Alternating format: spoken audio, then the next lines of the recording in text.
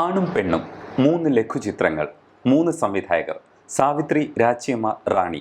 അവസാന ചിത്രമായ റാണി ഇതിലെ മികച്ച ചിത്രമായി തോന്നി. സന്തോഷ് എച്ചിക്കാനം കഥയെഴുതി JK സംവിധാനം ചെയ്ത സാവിത്രിയാണ് ആദ്യ ചിത്രം. ഇതിലെ കേന്ദ്ര കഥാപാത്രമായ സാവിത്രിയെ അവതരിപ്പിക്കുന്ന സംയുക്ത മേനോൻ ഈ സിനിമയുടെ ആകെയുള്ള സൗന്ദര്യത്തിന് മിഴിവ് നൽകി നിറഞ്ഞു നിൽക്കുന്നുണ്ട് ചിത്രത്തിലുടനീളം. എസ്തെറ്റിക്കലി ഈ നടിക്ക് ലഭിച്ച നല്ല അവസരങ്ങളിലൊന്നാണ് സാവിത്രി. അത് നന്നായി ചെയ്യുകയും ചെയ്തു സംയുക്ത മേനോൻ. ജോജു ഉൾപ്പെടെയുള്ള മറ്റ് അഭിനേതാക്കൾ എല്ലാവരും കഥാപാത്രങ്ങളായി തന്നെ മുന്നിൽ നിൽക്കുന്നുണ്ട്. ഇവരെല്ലാം നമ്മുടെ മലയാള സിനിമയുടെ താരങ്ങൾ തന്നെയാണ്. പഴയ കാലത്തെ അടയാളപ്പെടുത്താൻ വേണ്ടിയുള്ള ശ്രമങ്ങൾ എല്ലാം തന്നെ മികച്ചതായിരുന്നു എന്ന് സിനിമയുടെ ഫ്രെയിമുകളിൽ നിന്നും നമുക്ക് ബോധ്യപ്പെടുന്ന ഒന്നാണ്. കമ്മ്യൂണിസ്റ്റ് കഥകളും ചരിത്രവും അക്കാലത്തെ ആസ്പദമാക്കി ചെയ്ത സിനിമകളും കണ്ട് ആ കാലത്തെ ചരിത്രം മനസ്സിലാക്കിയ ആളുകൾക്ക് ഈ ബാക്ക്ഗ്രൗണ്ടിൽ നിന്ന് കാണേണ്ട ചിത്രമാണ് സാവിത്രി. അത്തരക്കാർക്ക് സിനിമയിലെ കഥാപാത്രങ്ങളെ റിലേറ്റ് ചെയ്തുകൊണ്ട് അവരുടെ ഇമോഷൻസ് ക്യാരി ചെയ്യാൻ കഴിയും. കഥയ്ക്ക് ഒപ്പം നീങ്ങാനും പറ്റും.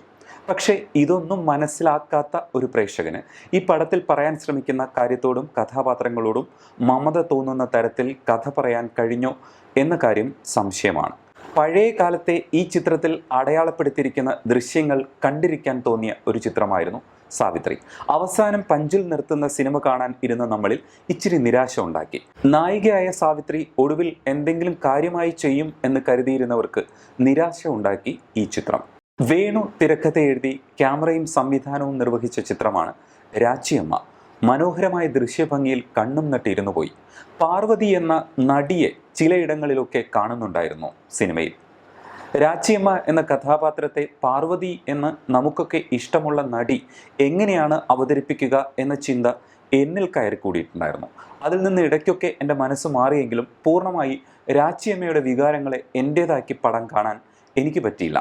അത് വ്യക്തിപരമായ ഒരു അഭിപ്രായമാണ്. സിനിമയിൽ പിഴയെപ്പറ്റി പറയുന്ന ഇടത്തെ ചില ചിരികളിൽ എനിക്ക് പാർവതി എന്ന നടിയുടെ കഴിവുറ്റ പ്രകടനമായി തോന്നിച്ചു. ഇവിടുത്തെ എഡിറ്റിംഗ് അങ്ങനെ തന്നെയാണോ വേണ്ടിയിരുന്നത് എന്ന് സംശയം തോന്നിയിരുന്നു. ഇത്തരം കഥകളും കഥാപാത്രങ്ങളും ഒരുപാട് കണ്ടിട്ടുള്ള നമുക്ക് വലിയ പുതുമ സമ്മാനിക്കാൻ കഴിഞ്ഞില്ല വേണുവിൻ്റെ രാച്ചിയമ്മയ്ക്ക് എന്ന് വിമർശനാത്മകമായി പറയാമെങ്കിലും പടം വീണ്ടും കാണണമെന്ന ആഗ്രഹം ഇപ്പോഴുമുണ്ട് മനസ്സിൽ. റോഷൻ മാത്യു, ദർശന, നെടുമുടി വേണു, കവിയൂർ പൊന്നമ്മ എന്നിവർ ചേർന്ന് മനോഹരമാക്കിയ ആഷിഖ് അബു എന്ന സംവിധായകന്റെ ബ്രില്യൻസിന് കൈയ്യടി കിട്ടുന്ന ചിത്രമാണ് റാണി. ഉണ്ണിയാറിൻ്റേതാണ് കഥ. കഥാപാത്രങ്ങളുടെ സംഭാഷണ ചാരുതയിൽ അത്ഭുതം തോന്നിയ തുടക്കം മാത്രമാണ് ഇതൊരു സിനിമയാണെന്ന ബോധ്യം ഉണ്ടായിരുന്നത്. പിന്നെ ഇതിലെ ചെക്കനും പെണ്ണും നമ്മെ ഈ കഥയുടെ ഭാഗമാക്കി കൂടെ കൊണ്ടുപോയി. അവരുടെ ഓരോ വർത്തമാനങ്ങളും നമ്മുടേതുപോലെ റിലേറ്റ് ചെയ്യാൻ കെൽപ്പുള്ളതായിരുന്നു. പെണ്ണിൽ രതി തേടുമ്പോൾ പുരുഷൻ അവളെ കൺവിൻസ് ചെയ്യാൻ പറയുന്ന സുന്ദരമായ സാഹിത്യം മുതൽ അങ്ങേയറ്റം വിശ്വസിക്കാൻ കൊള്ളാത്ത ഡയലോഗ് വരെ കാര്യസാധ്യത്തിനായി ഇമോഷനൊക്കെ ചേർത്ത് എങ്ങനെയാണ് ഉപയോഗിക്കുന്നത് അത് അതുപോലെ അവതരിപ്പിച്ചു റോഷൻ. ദർശനയും ഒപ്പത്തിനൊപ്പം നിന്നു. ഡയലോഗുകളെല്ലാം തന്നെ ആ കഥാപാത്രങ്ങൾക്ക് വേണ്ടി മറ്റൊരാൾ എഴുതിയതാണെന്ന് പോലും മനസ്സിലാക്കാൻ ബുദ്ധിമുട്ട് തോന്നി. അവർക്ക് വേണ്ടി പറഞ്ഞതായാണ് മനസ്സിലായത്. ക്ലൈമാക്സ് ട്വിസ്റ്റ് രസമായി തോന്നി. ഒപ്പം നെടുമുടി വേണുവിൻ്റെയും കവിയൂർ പൊന്നമ്മയുടെയും കഥാപാത്രങ്ങളുടെ മറയില്ലാത്ത സംഭാഷണം ഉണ്ണിയാർ എന്ന എഴുത്തുകാരനെ അടയാളപ്പെടുത്തുന്ന ഒന്നായി തോന്നി.